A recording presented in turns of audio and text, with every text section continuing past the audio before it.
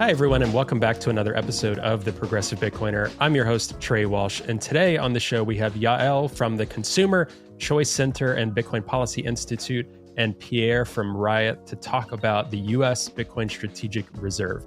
Yes, the highly debated thing in the community right now that Trump is talking about paying off the debt with this. Senator Cynthia Lummis has proposed a bill, the Bitcoin bill, that talks about holding a Bitcoin reserve for the United States government off the backs of El Salvador and other places doing this. So we get into all of that. Yael is a little bit more on the skeptical side of doing this right now, focusing on consumers and individuals and communities with Bitcoin. Pierre is very much on the pro and bullish side with this, saying this is the next wave of adoption. This is going to continue to increase Bitcoin adoption around the world, is seeing the US send the signal that we believe in Bitcoin enough to hold it on our reserve balance sheet. I will let you all listen to this episode and decide for yourself, is it good? Should we be doing this right now? Should we hold back and focus on individuals and the peer-to-peer cash element first?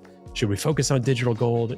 All of these different things that come up in this conversation. But it was a really great conversation. We also spent some time in this episode talking about ways we can appeal to progressives and Democrats. They both come from different libertarian backgrounds, but there's a lot of different things we talked about in this episode that Democrats should really get on board with.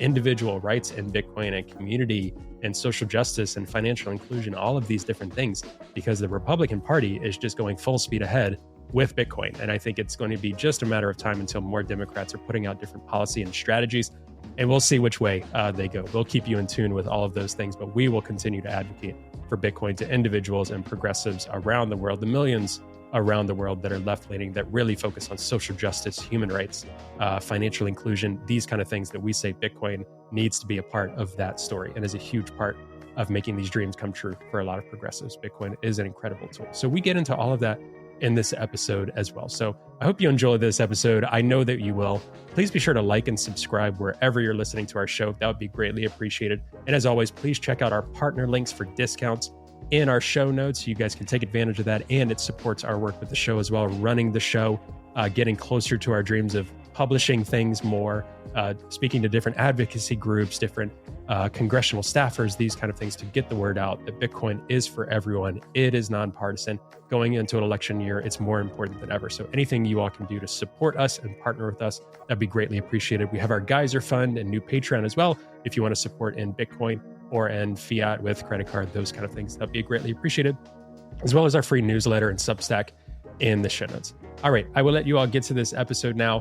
Please hit me up in our Telegram group, which is in our show notes as well. If you have any questions or want to be a part of the conversation there, it's our free and open Telegram group with users from around the world talking about all sorts of things in politics, in Bitcoin, all of those things. And you can always hit me up at hello@progressivebitcoiner.com. All right, enjoy the conversation. We'll see you again next week.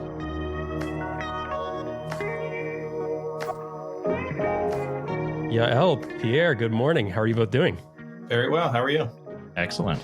Excited to have this conversation. I've been putting kind of recording dates in our YouTube and pods, but people will see from this recording date, it is Monday. Global financial markets are just melting overnight and over this weekend, off the back of Japan and a lot of other complicated things I'd have maybe Lynn Alden and others dissect a little bit more in detail for us. So it's been a very eventful 24 hours, and we're recording in the morning here.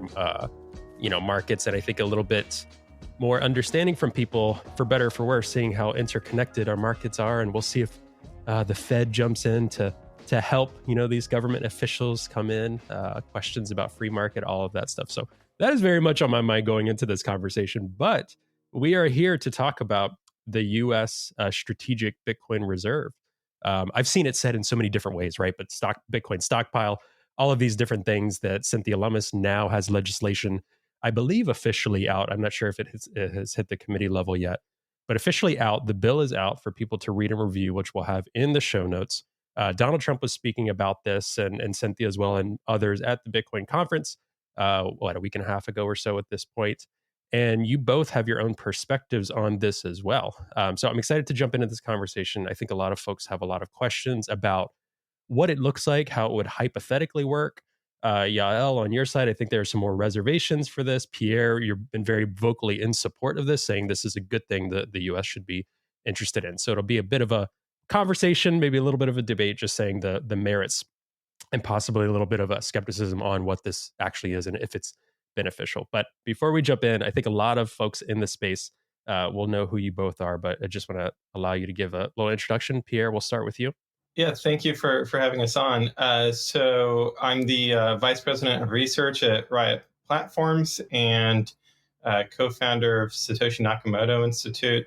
I've been researching Bitcoin for more than a decade now. And before this role, I was at Kraken as their Bitcoin product manager, implementing Lightning. And I'm Yael Ossowski, Deputy Director at the Consumer Choice Center, Consumer Advocacy Group. I'm also a visiting fellow at the Bitcoin Policy Institute. I guess before all of this, I was a libertarian student activist, actually talking about Bitcoin 2013, 2014, trying to get local activists to use it around Europe. And that's always what has kept me very interested, keeping it low to the people, and look forward to conversation on it. Pierre, I will kick it over to you to get the conversation started with what is a Bitcoin strategic reserve. I think some people might know of El Salvador stacking Bitcoin and some other nation states, especially developing nation states, maybe trying to get ahead or kind of get out of what some would say IMF control and these other things, trying to be self-sovereign with Bitcoin in that way. What is the Bitcoin strategic reserve specifically in the case of the US? If you can give a TLDR for folks about what it is and what we're even here to talk about. Yeah, absolutely. So I think that it's important to mention the specific case of the United States for a number of different reasons. One is that I think everybody should hold a strategic reserve. So whether it's on an individual level or your business or your local nonprofit, local government, state government, and then the United States federal government, and even international institutions. I think the UN, the IMF, et cetera, they should hold Bitcoin too. And it always, in my mind, comes down to the same reasons for all those entities for why they would hold Bitcoin. It cuts out trusted third parties, right? They can self-custody, and all of the benefits of having a cryptographic way of securing your Bitcoin through multi-sig and the decentralized nature of that, combined with the sound money aspect of there's only going to be 21 million Bitcoin. So that finite scarcity shows that in the face of increasing demand from everyone else, that the purchasing power of that currency is going to increase over time. And so by both its software engineering fundamentals and where it is in adoption, less than 1% of global balance sheet, let's call it, adoption, that it's going to appreciate in value. So it just makes sense in my mind for anybody to acquire a strategic reserve. Now, in the specific case of the United States, I think it's really particularly urgent because of the combination of the $35 trillion of the national debt, plus I think it's $400 trillion of unfunded liabilities. So when we look at the United States balance sheet, the liability side of the balance sheet is expansive. It's very large. And the asset side of the balance sheet is relatively weak. So on the assets side of the balance sheet, you have the possibility of taxing, right, of just increasing taxes to fill the gap, or there's land. The federal government owns a lot of land, so they could sell it, but really, they already make a lot of money by leasing it out. And so arguably the land is already being monetized. And then they have a small amount of gold, or, relative to the liability. And it doesn't seem to have any kind of prospects for dramatic appreciation in value. So when we look at, all right, well, how can we plug this hole in the balance sheet? I think Bitcoin's the best option for all the reasons that I've stated, the finite scarcity and its engineering fundamentals, that it really is a way for the United States to solve this fiscal problem. I think and I count myself among libertarians, we want to solve this problem by cutting spending. And it seems to be completely politically implausible that people, anytime somebody mentions cutting Social Security or cutting Medicare or anything like that, it's just a complete non-starter. So I think that the solution has to be on the asset side, not by cutting liabilities. I'll leave it there. We can go into more details of the act that Senator Lummis has put forth, but broad strokes, that's where I'm at. Yeah, why don't we, before I pop it over to Yael on your side, why don't we go into a little bit of the specifics on Cynthia Lummis's bill, just in terms of like, okay, what does that look like? So, any one of us can go on some sort of platform and buy Bitcoin and hold it, mine Bitcoin. How would the U.S. government in this bill? Because I've seen some of the details in this bill. What would that look like? How do we start the process of stockpiling Bitcoin, purchasing Bitcoin, acquiring Bitcoin?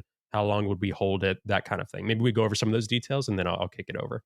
Yeah, so the bill is really interesting in that it establishes a first of all, kind of like a Fort Knox, or I could call it a Fort Nakamoto of decentralized multi-sig in different locations.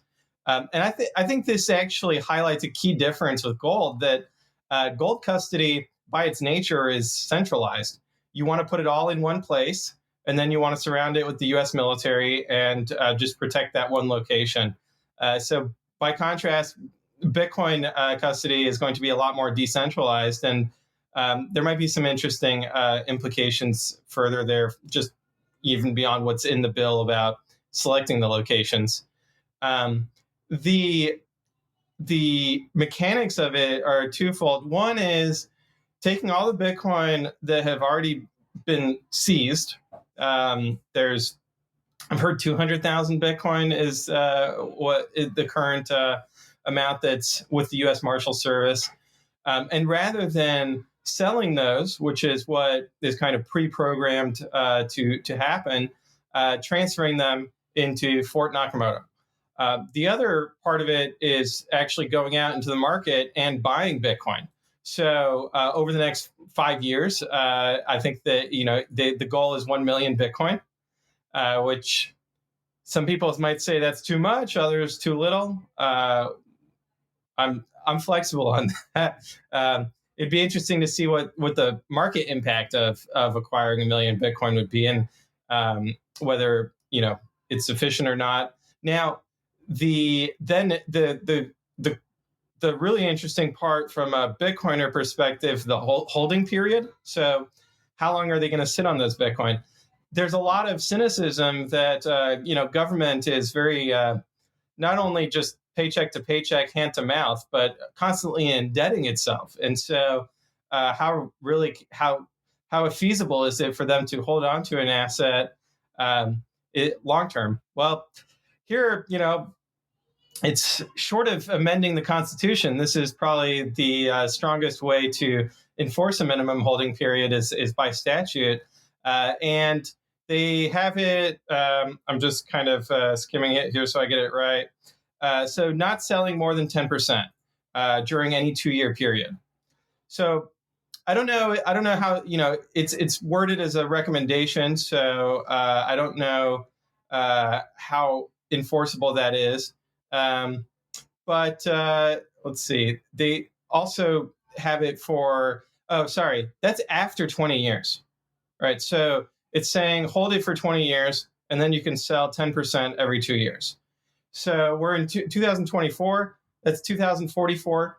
And I think that's actually a pretty nice holding period in order to solve the problem I've outlined of plugging that fiscal gap. We always want to say, oh, the sky is falling. $35 trillion of debt today is a huge problem. Arguably, it's not a huge problem today so far, knock on wood. But when we project out to 2050, then it really, it becomes glaring that there's not going to be enough money to pay everyone's Social Security benefits. So I think that, there's other parts like the proof of reserve, which is pretty cool from a cryptographic perspective. As a practical matter, though, people like to talk about audit the Fed, and reality is the Fed is audited from a financial accounting perspective. What audit the Fed really means is audit their performance. Have they actually done a good job? And when we look over the past few years of the post-COVID inflation, there certainly might be room for a performance audit. But I'm not really worried about whether their balance sheet is correct or not. In any case, proof of reserve is great. I think it's good that it's in there, and it's just another a Bitcoin feature that's in there. And then they also, then this is really important too, because when we talk about seizing Bitcoin, a lot of people think, oh, okay, well, if they hold on to the Bitcoin that they seize, then we're adding an incentive for them to seize more Bitcoin. I don't think that's true. The law enforcement agents who are seizing Bitcoin, they don't get a percentage cut, right? So I don't think that their incentive is ever about, although in the case of Silk Road, there is an interesting example of a law enforcement agent actually taking the Bitcoin for his personal use, and then he got caught, and then, there's lots of rabbit holes there, but the long and short of it is I don't think there's any added incentive to seize Bitcoin.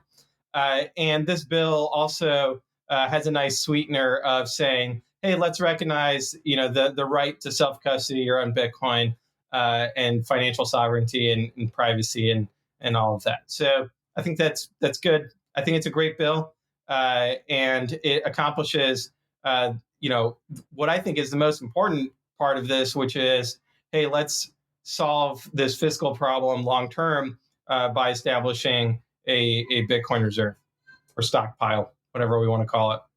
Great. Thanks, Pierre. That's a really good overview.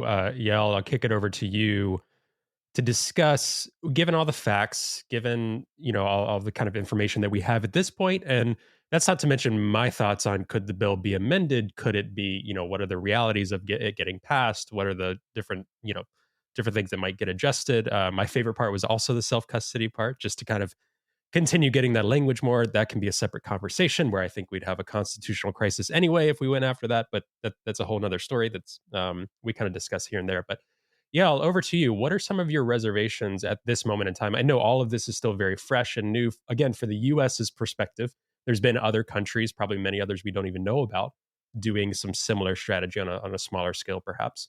What are some of your initial reservations to this from the work that you do, the advocacy you do, especially at the individual rights level and privacy rights and all of these things? What are some of the glaring worries for you at the moment? Maybe they're not glaring, but just things to keep an eye on. Sure. And I think much like Pierre, I also believe that, forgive me, I'm French Canadian, so I have to say it that way.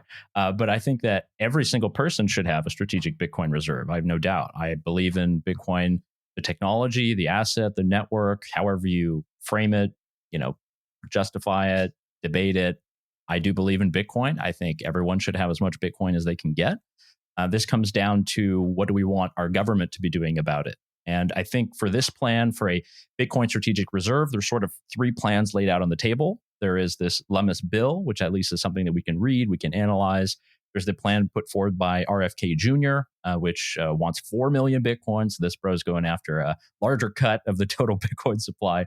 And then we have Donald Trump's plan, which, as far as we understand, just means that the coins that have been seized will just stay on the balance sheets and basically they will not be sold.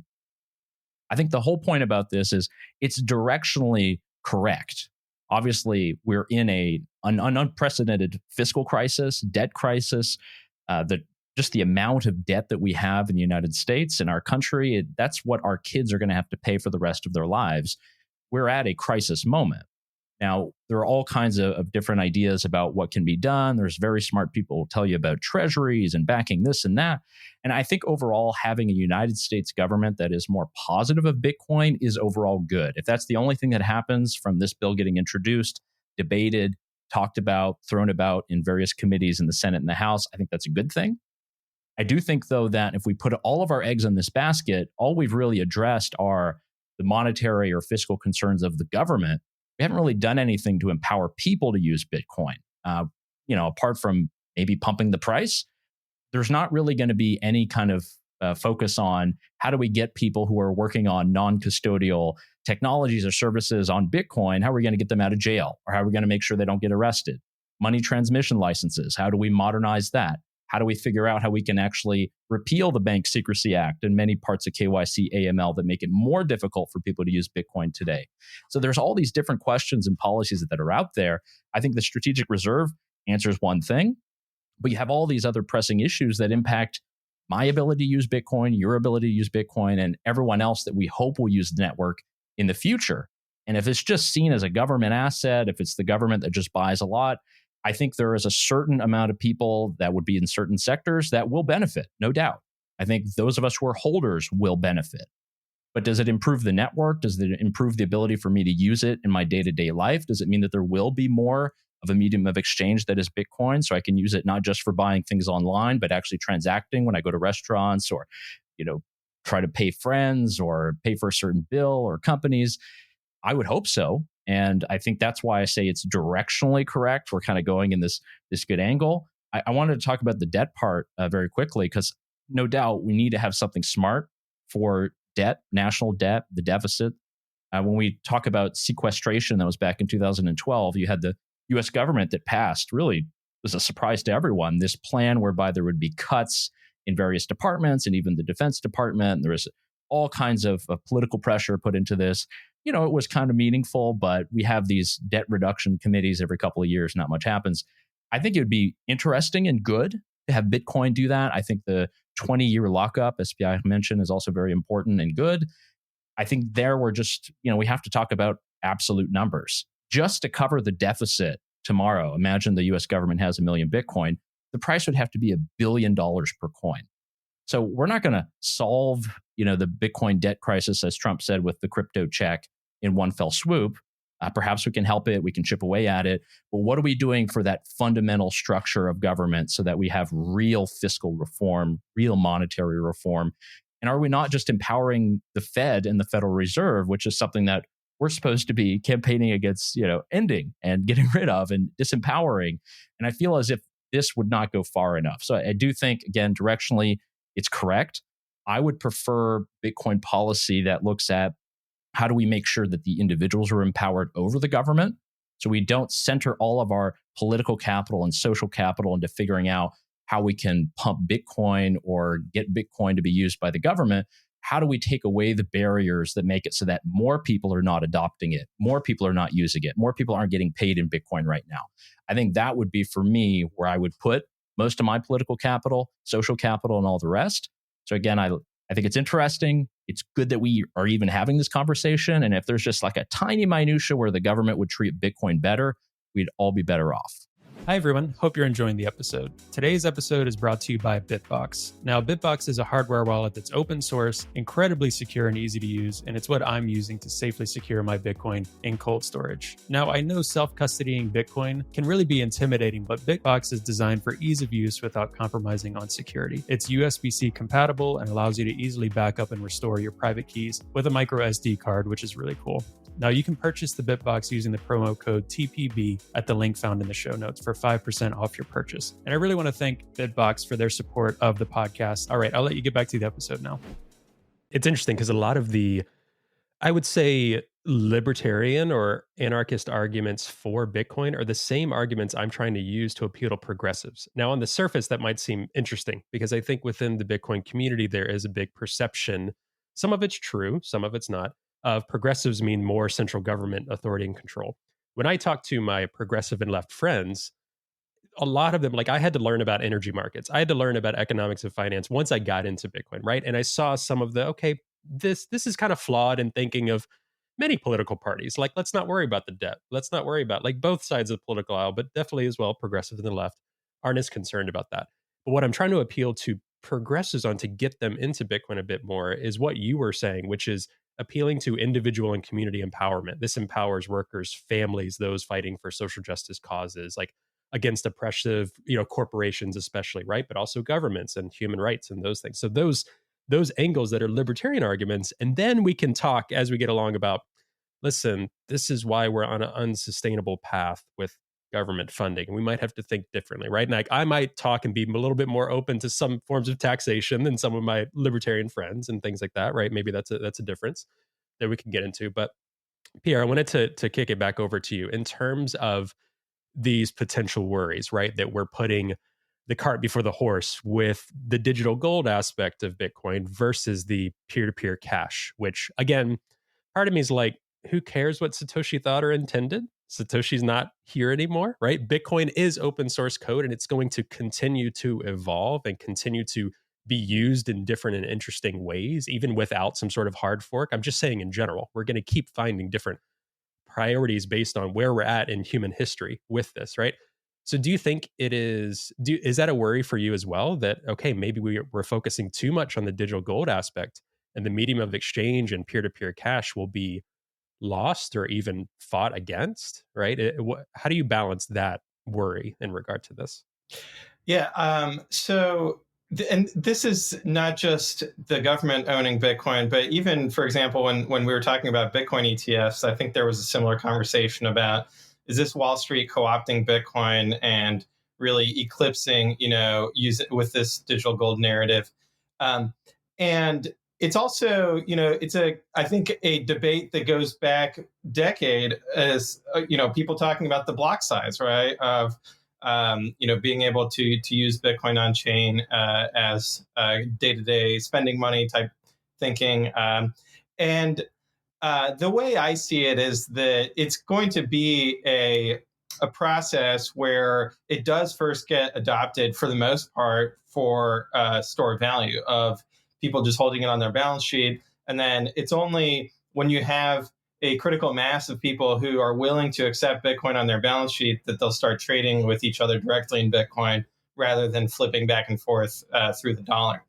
So that's, that's been my thinking on that issue. And when I look at the government holding Bitcoin, I see it, or the strategic reserve proposal, I do see it as a flanking maneuver, right? That, okay, rather than going head on issues of anti-money laundering, right, with Bank Secrecy Act, let's find a wedge, let's find a lever to pull that is seemingly innocuous, right, but will realign incentives and realign thinking from the inside of, okay, well, we've got 1 million Bitcoin, held by the United States. How do we make it more valuable? Well, let's make it easier to transact with Bitcoin. Let's get rid of capital gains taxes. Let's, then you start clearing a path from that position of realigned incentives and interests. So I think that is, you could call it a Trojan horse. I think that kind of has too much of a negative connotation because I think it's good for everyone. We often assume that when people have one set of incentives that they want that set of incentives. I don't think that's always the case. I think sometimes politicians wish they had a different set of incentives so that they could enact better policy. So that's then there's also, okay, well, if the Bank Secrecy Act, if we're going to get rid of it, how are we going to get rid of it? It seems more plausible to me that this current Supreme Court would strike it down than a legislative repeal of it.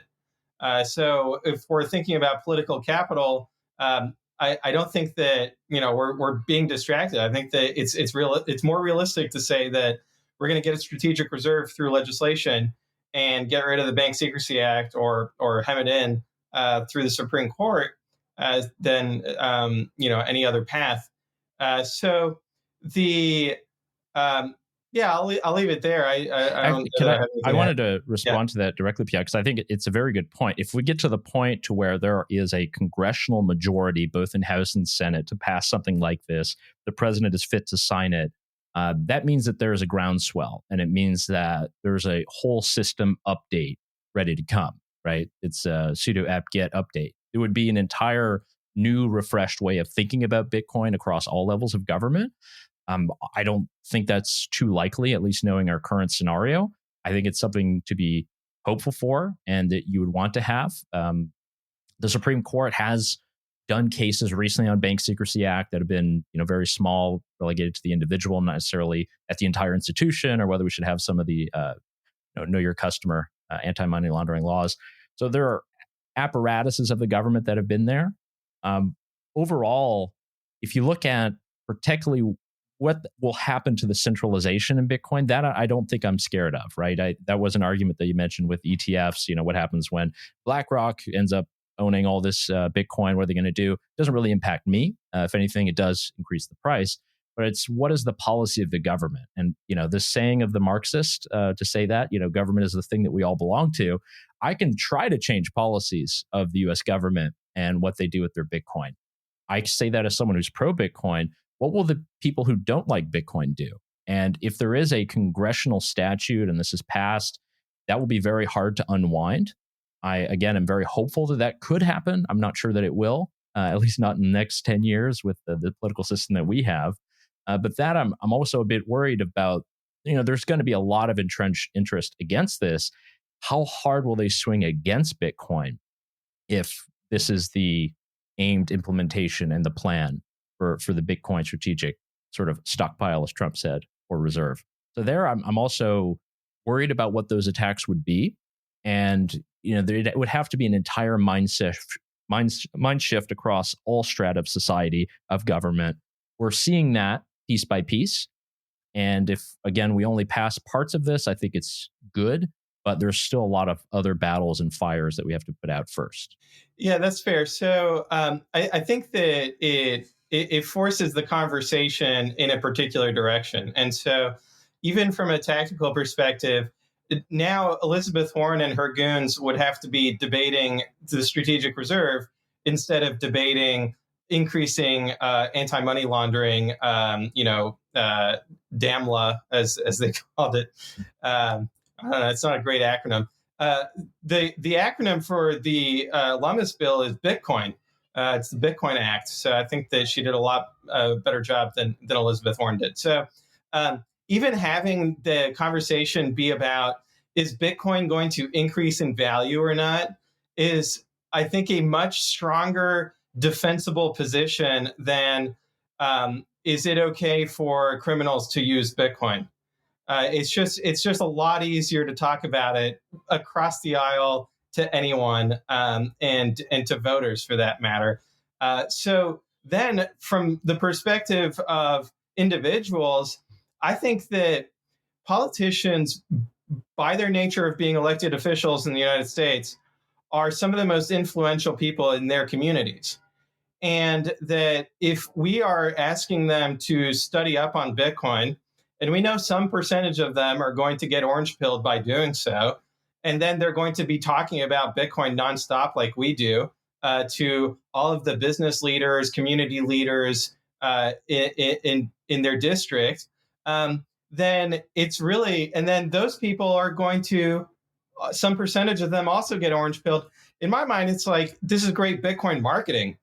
Even aside of whether the bill gets passed or not, it's very high leverage because you're really getting to some of the key influencers and starting the conversation in a place of, okay, should one invest in Bitcoin or not, rather than is Bitcoin bad for the environment or is Bitcoin only for criminals? And so I think that it shifts the Overton window in a really positive direction, even for individuals, who are on the receiving end of a conversation with their elected official, for example. Yeah, I like this point, and I think this has been discussed a lot on the podcast by Trey and others, is that what is the Trump impact on Bitcoin? And I think, I hate to say it, but it is very much a Trump negotiating tactic of you go out with the biggest, boldest plan ever, and you can negotiate down and you get down to just the middle, but maybe that's where you wanted to go anyway. So in a way, it is an interesting way of doing it. It's an interesting way of talking about it, of introducing it, of reframing the debate. I agree that it shifts Overton window. So I think that is all well and important. I think we still need to push on these other points. And it's good that self-custody is preserved, but there's a lot of different institutional actors in the US government, state government, local governments. There's a lot of work to do there. So it's going to take a lot. It's a big cleanup job, huge mop, but there's a lot to do. And again, it's directionally cool. It's very good. There's just some things I'd love to tinker with and hopefully improve for if we actually put this into practice. It's kind of funny. I think we're all a unique representation here. Pierre is kind of trying to orange pill from within on the state government side. I'm almost trying to orange pill from within on the hostile progressive side. So being the unicorn to progressives, that I'm like, I'm with you on a lot of policy stuff, definitely the social value stuff and reproductive rights, a lot of the big issues that the progressive platform talks about a lot. And then mentioning Bitcoin, it's like finding that way to do it, and then you get kicked out of the room or you go into a further conversation, right? And Yael, on your side, kind of the without approach, kind of on the outside of both of these things. So I think this is a really fun conversation to do that we're just going to hit the tip of the iceberg. But I would say back to the, Bank Secrecy Act, all of these things. What's frustrating to me is I still, and I think I was a fourth or fifth grader in like 2001. Like I'm still young, but kind of in the middle of millennial age. So those progressive values of anti-war, Patriot Act, and all of these crazy privacy laws that were enacted during the Republican Party and kind of Bush administration at that time that progressives railed against. Today, where is that with financial privacy? So I think the one area that I disagree with the most with is the Elizabeth Warren wing of the party that is against, financial privacy and all of these things that are totally empowering to the people that they supposedly want to care for. So that's been very frustrating to me, that if we do somehow get leverage where that is not a political aspect, if the Supreme Court, that I'd probably disagree with on a lot of things, if we get some sort of passage on this, then we get to talk about what is the best way to utilize Bitcoin for our causes, right? Then we're kind of back to an old fashioned,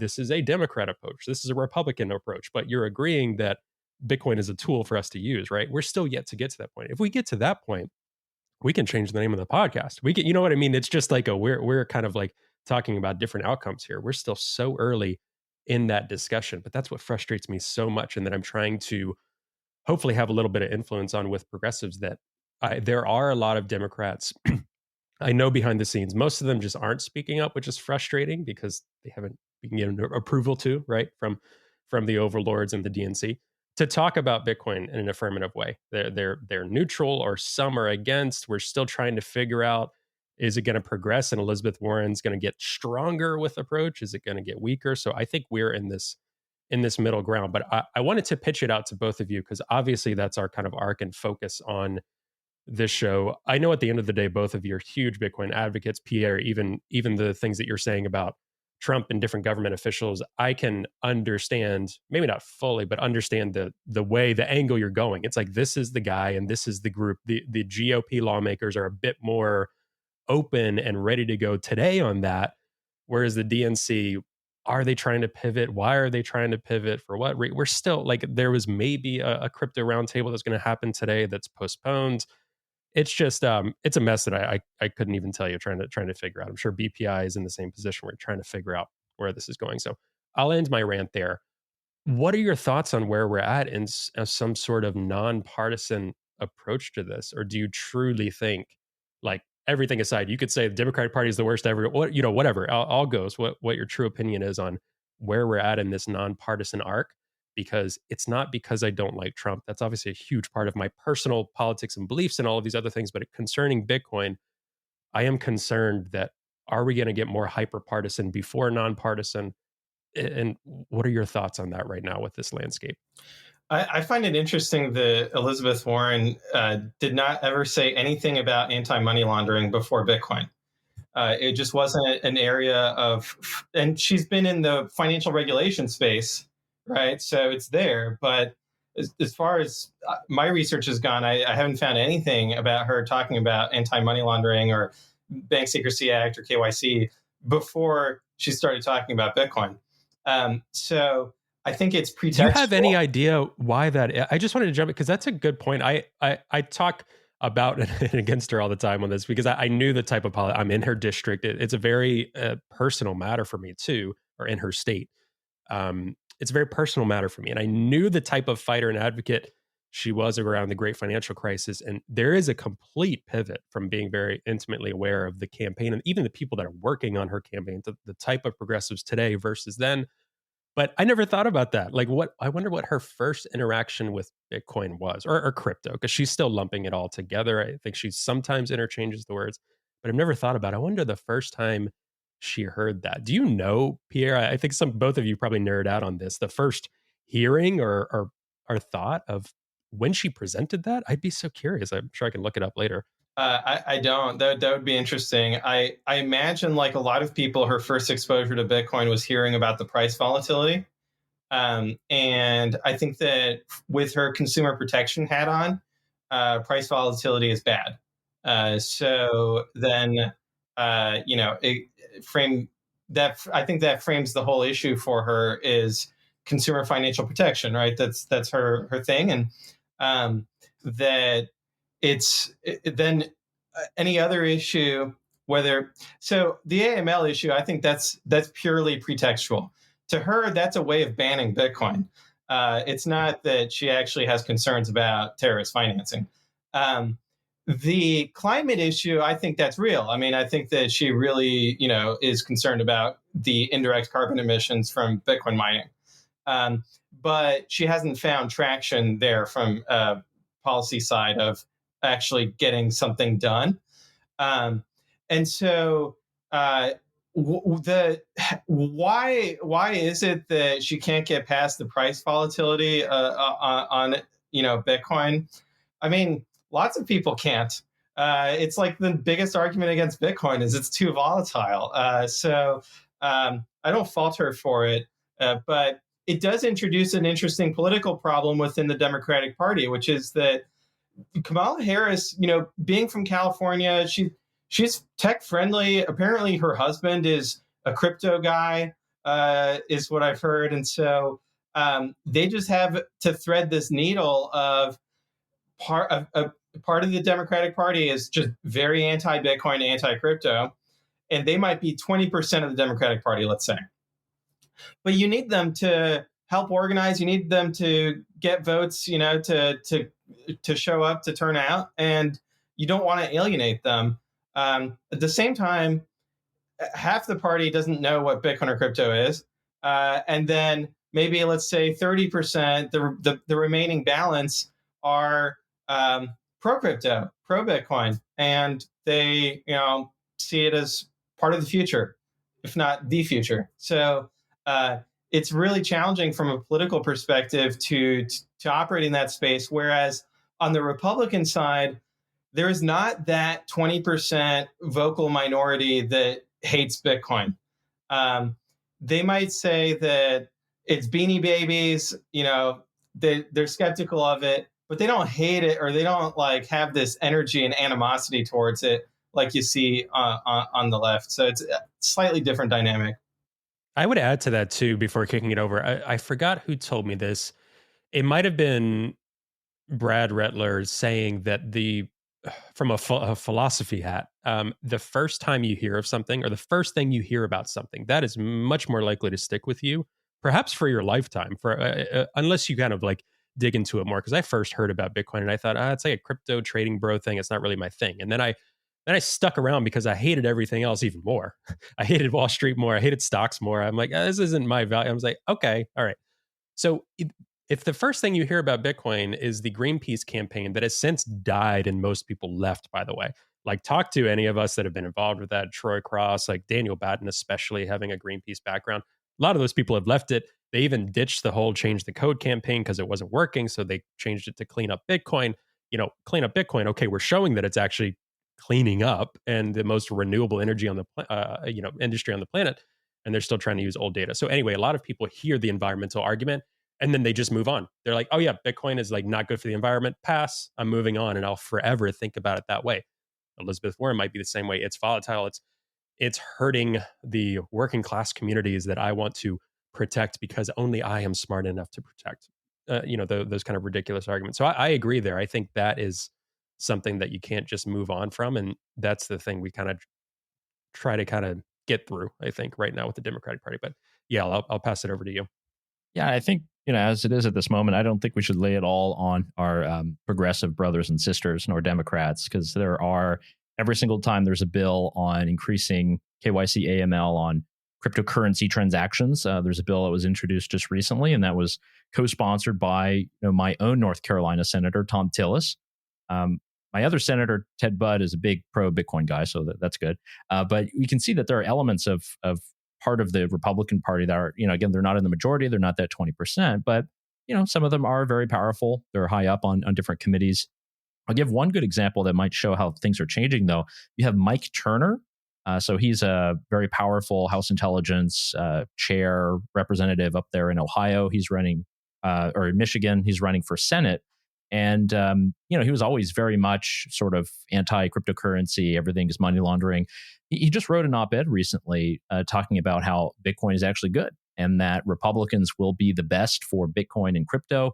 He's in a very intense primary battle against Justin Amash, who many people recognize as someone who did stand against the Patriot Act and FISA and all these kind of things, and left for the Libertarian Party, but is coming back into the GOP for the Senate primary.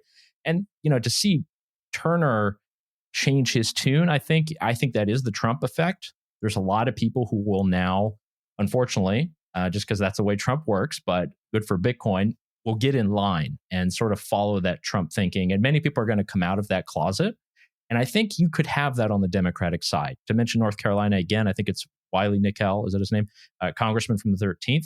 I mean, that is great to see that you have Democratic congressmen coming out, Ro Khanna coming out. There'll be many more. I think people are following some of the voters and they just have never heard about this issue. They just haven't really done polls on the issue in their own districts.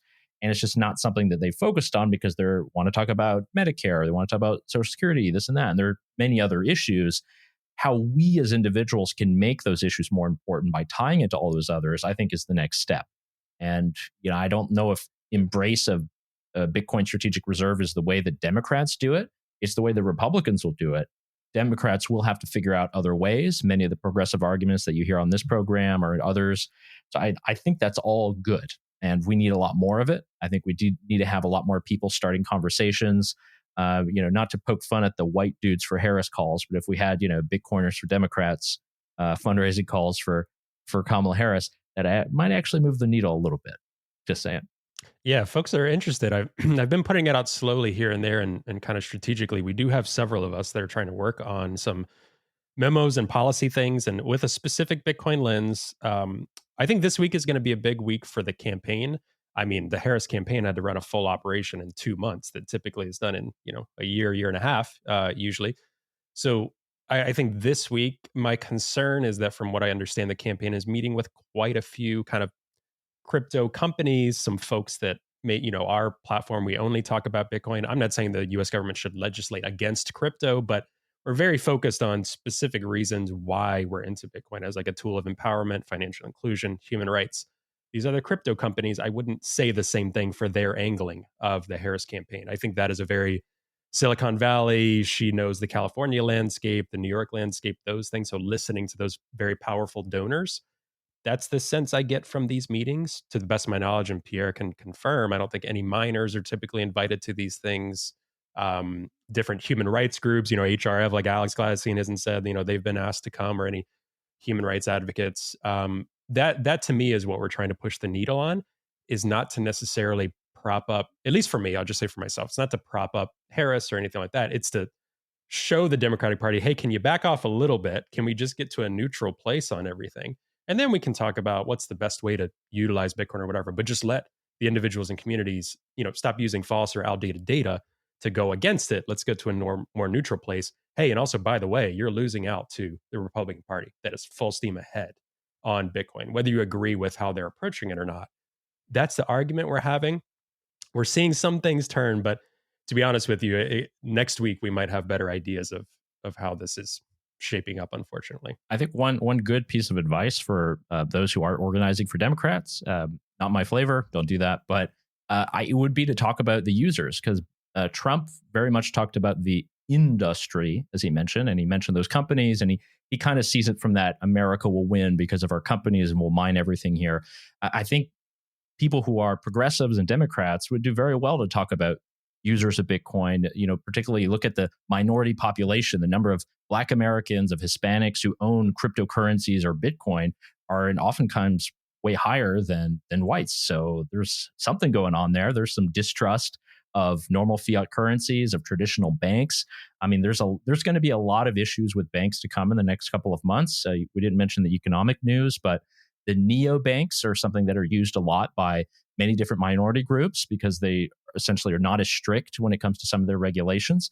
We're seeing a lot of failures of these banks, and there's been a lot of money that's been moving around. There's been some failures. There has been some involvement by the Fed. So there's going to be some kind of calamities to come. And I think progressives and Democrats would be well situated to say, hey, here's something that you can use to empower individuals against the system, against the man. And that's the great thing about Bitcoin is there's all kinds of arguments for it, left or right or center or any direction. But as long as we're helping the individual, really, that's what matters. Yeah, I agree. And I think it's an unfortunate reality is having to play with these games. I personally don't love it, but I think in the end, it's similar to what you both are saying. And I think Pierre too, it's kind of like, if we get these things adopted, this is kind of a groundswell. Hopefully it just the dominoes keep falling. Same thing with the Democrats. I'd like to see Democrats and Elizabeth Warren stop attacking Bitcoin. They might be more likely to listen to someone like me or some other of us on that side articulating these things rather than, no offense, Pierre, or someone arguing, from that platform, right? And I think it needs to happen on both sides. And I'm hoping that we just push and use this gamesmanship that just feels kind of icky sometimes, but understanding that's the world we live in while we're building this parallel system that people then slowly pivot to as things continue to break, as banks continue to break, as all of these things continue to break. We can be like, hey, remember that Bitcoin thing we've been talking about year after year relentlessly? It's still here. It's still working. It's still growing. It's still Lightning is growing. Mining is growing. All of these things. So I'm very bullish on that part. I think the short term is very uncertain with the political games we're playing. So I have one piece of advice on what I think the progressive angle should be legislatively, which is related to postal banking. So progressives love the idea of the post office also having bank accounts for low income families and all of that. So I think that a custodial Lightning wallet that is operated by the U.S. Postal Service would be hugely popular. So just planting that thought. There is a historical precedent for it in the United States, and I would actually be all for it. I don't think it would be a very expensive thing to implement, and it would help a lot of people. That's too funny. You guys I love when I talk with, mostly on the podcast because they have the most interesting conversations right now with Bitcoin or libertarians and conservatives we have on the show, pitching these things to progressives because it's guys, wake up. Like, no, if I know there's all sorts of other people will kind of, shiver when I say this, but like AOC is a step away from being able to articulate these things, right? In terms of banking the unbanked, marginalized communities, Bitcoin is right there. Now, again, that kind of goes in the face sometimes of some other, whether we're talking about government policies, all of these other things, but the initial, at least populism from that angle, we've got to wake up to that. I totally agree. I want to pull it back in because I specifically wanted to talk politics and progressive stuff on this show with both of you as well, very intentionally. But I do want to pull it back to the strategic reserve. One thing that I've been thinking about with this and that I've heard from folks in the community is that the US is not one of these places that needs to have a strategic Bitcoin reserve. And one of the things that I felt, or my opinion early on in Bitcoin was, I feel like the US and especially those in positions of power, whether it's Democrats or whether it's different groups that have a lot of money in the US would be some of the last to adopt Bitcoin because they need it the least. Some have said the US needs Bitcoin the least as well. We're the reserve currency. We have printer powers. We have IMF powers and UN powers. All of the, we have the largest military, all of these things, right? So some people are saying, I can understand El Salvador doing that as a hedge, as a trying to change their position on the global stage, not just the global stage, but for their own citizens and things like that. For the US, I've heard a lot of talks, especially from Trump, because I think Trump has talked a lot about, loving the dollar, wanting to prop up the reserve currency. And for me, that inner kind of whatever cypherpunk is there, Bitcoiner and there is kind of like, isn't, I know we're kind of trying to quietly not say it, but sometimes we're like, Bitcoin is at one point probably going to replace the US dollar. Some of those that are more vocal on that, where Michael Saylor is like, pipe down on that. We don't want to scare too many people away, right? And I'm just a small podcast, so I'm going to say that, right? But I understand. I understand the games ownership there. I really do. I don't criticize that too much. But in terms of the U.S. specifically, what would you say in terms of this is just a tool to prop up the U.S. dollar? The U.S. economy has the money printer. Our debt isn't a concern right now because of that in the way that debt is concerning to other nations. What would you say to all that, starting with you, Pierre, for some of the criticisms that I've heard from the community?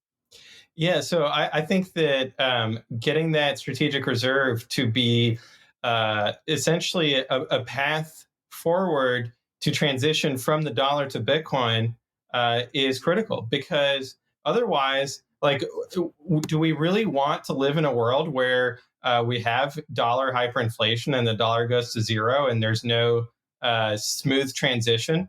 I think that the U.S. government having Bitcoin on its balance sheet gives us an opportunity to have a smooth transition, where eventually, you'll turn in your dollars and they'll give you Bitcoin, and there won't be a dollar anymore, or they'll just rebrand it of, well, the $1 is one Satoshi, and that's just where we're at. So that to me is the smooth landing, and it's a much better outcome than some kind of uncontrolled currency transition. Yeah, and I think if I could use the language of PI as a speculative attack, which again, great article back in the day, and it's very important for a lot of thinking on Bitcoin now, is we see this from the U.S. perspective, and globally, and talking to Bitcoiners, and I'm over in Europe now. Still had to pay my tax to Uncle Sam, but there's a lot of reluctance, and it's like, if we can talk about this in the United States, you have one of the most restrictive constitutions in the world in terms of how you pass a law and how many people you need to pass it.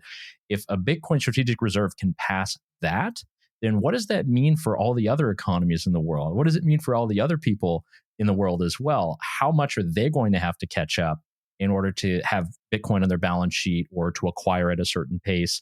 And what is the flavor of that? Let's say in the EU, what will that look like? What would it look like in other parts of Latin America or in India? I think the entire movement of CBDCs is sort of predicated on this, is that people are slowly freeing themselves from the traditional fiat system, and we have to find a way to pull them back down.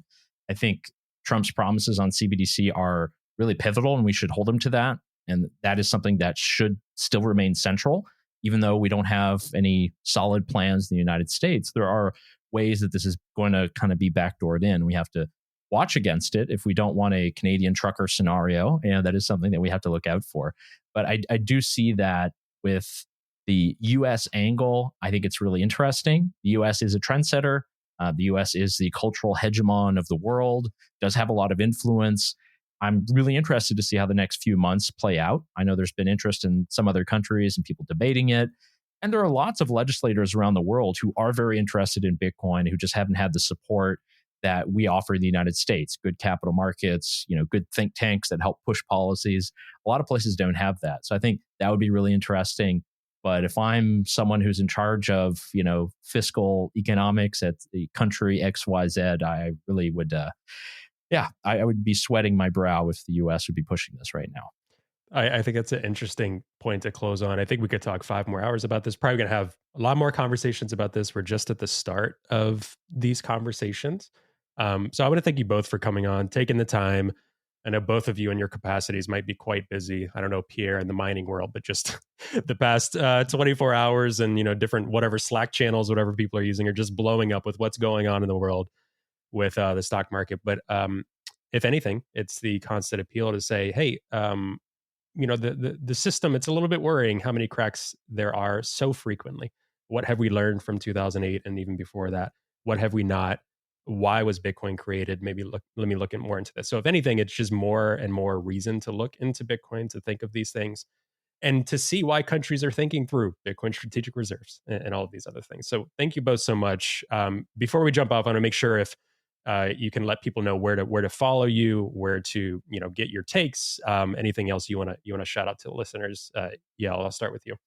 Well, I'm Nostr, Yael at yael.at. You can find me there. That's my Nippo5 on X still, and all my articles are over there on consumerchoicecenter.org. So writing a lot of things on not just consumer regulations and consumer choice, but also Bitcoin too. So keeping it interesting. So I'm on Nostr as well, and on X, both at Bitcoin Pierre. And thanks for having us on, Trey.